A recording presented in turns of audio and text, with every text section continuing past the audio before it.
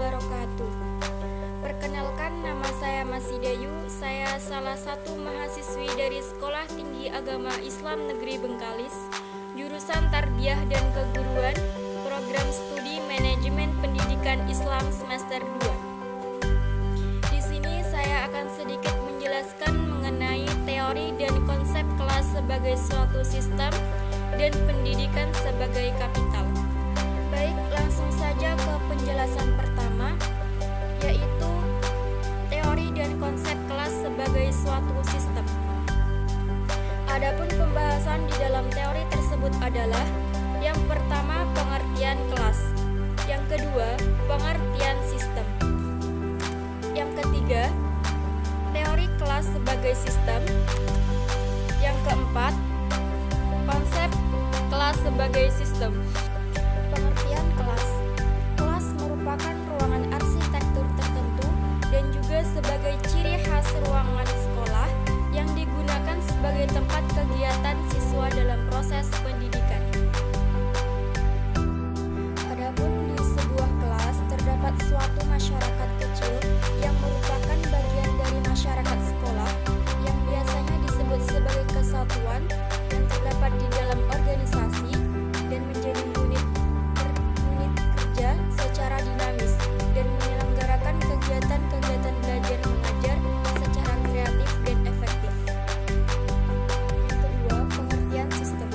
Sistem dapat didefinisikan sebagai suatu kumpulan atau himpunan dari unsur, komponen atau variabel yang terorganisir, saling berinteraksi, saling tergantung satu sama lain dan terpadu. Maksud dari komponen atau subsistem di dalam pengertian tersebut tidak hanya komponen fisik semata, akan tetapi termasuk di dalamnya adalah komponen yang bersifat abstrak atau komponen secara konseptual, seperti visi, misi, kebijakan, prosedur, dan kegiatan informasi lainnya. Yang ketiga, teori kelas sebagai sistem.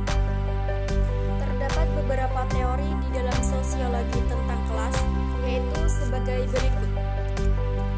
Yang pertama, pendekatan interaksi.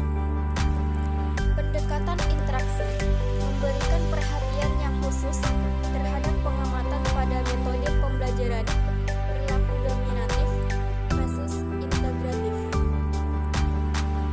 Yang kedua, pendekatan interpretatif. Proses interpretatif difahami oleh W.I. Thomas 1966 sebagai definisi situasi. Yang dimaksud dengan definisi situasi tersebut adalah yaitu suatu proses penilaian dan pertimbangan melalui makna terhadap suatu stimulus atau rangsangan dan tanggapan atau respon yang diterima. Yang keempat, konsep kelas sebagai sistem.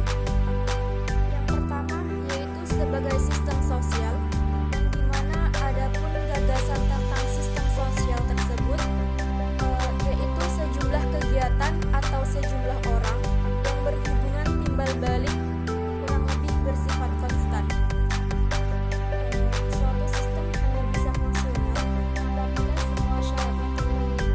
Adapun syarat-syaratnya adalah: yang pertama, adaptasi; yang kedua, pencapaian tujuan; yang ketiga, integrasi; dan yang keempat, pola pemeliharaan. Yang kedua, sebagai sistem interaksi. Sebagai suatu tindakan timbal balik antara dua orang atau lebih melalui suatu kontrak dan komunikasi. Dari definisi tersebut, maka hubungan guru dan murid di kelas dapat dipandang suatu masyarakat, dan hubungan tersebut dapat dipandang sebagai suatu sistem, yaitu sebagai kumpulan dari bagian atau komponen yang saling berhubungan dalam ketergantungan satu sama lain. Lanjut ke pembahasan kedua, yaitu pendidikan sebagai kapital. Pengertian pendidikan sebagai kapital. Sebelum memahami pendidikan sebagai suatu kapital, perlu dipahami dahulu apa arti dari kapital. Secara etimologi, Kapital berasal dari kata kapital yang akar katanya dari kata Latin caput yang berarti kepala. Kapital memang berarti modal, boleh dalam bentuk yang biasanya digunakan untuk belanja barang kapital fisik yang memungkinkan suatu investasi dapat berjalan. Pendidikan yang berorientasi penting dalam penyiapan sumber daya manusia mumpuni, maka hal ini mengacu kepada konsep kapital insani. Yang kedua, macam-macam pendidikan sebagai kapital. Pendidikan sebagai kapital manusia. Kapital manusia diciptakan dengan mengubah manusia dengan memberikan mereka keterampilan dan kemampuan yang memampukan mereka bertindak dengan cara-cara yang baru.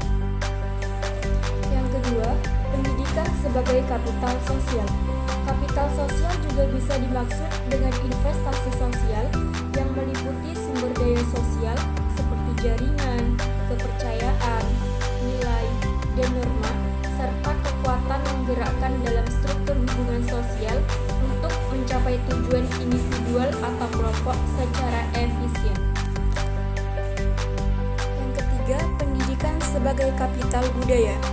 Pendidikan memberikan seseorang modal, pengetahuan, dan kompetensi yang dibutuhkan untuk membuat perbedaan atau penafsiran nilai.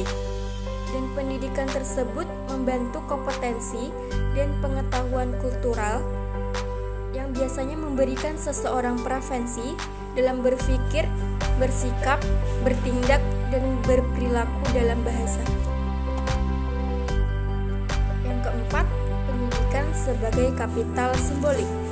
Kapital simbolik merupakan suatu bentuk kapital ekonomi fisikal yang mengalami informasi dan karenanya telah tersamarkan.